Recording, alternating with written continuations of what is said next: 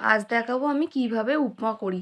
এখানে ছোলার ডাল আর মটর ডালটাকে বয়েল করে রেখেছি। এরপর কড়াইতে কিছুটা সাদা তেল দেবো। তেল গরম হয়ে এলে এতে দিয়ে দেবো জিরে আর সর্ষে ফোড়ন।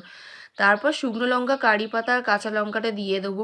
একটু ভাজা হয়ে এলে এতে দিয়ে দেবো কেটে রাখা পেঁয়াজটা। পেঁয়াজটা একটু নরম হয়ে এলে এতে দিয়ে দেবো গাজর আর বিনসটা।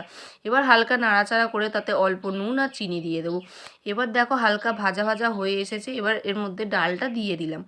ডালটা দিয়ে হালকা নাড়াচাড়া করার পর সুজিটা দিয়ে দেবো। এখানে আমি 1 প্যাকেট সুজি ইউজ করেছি।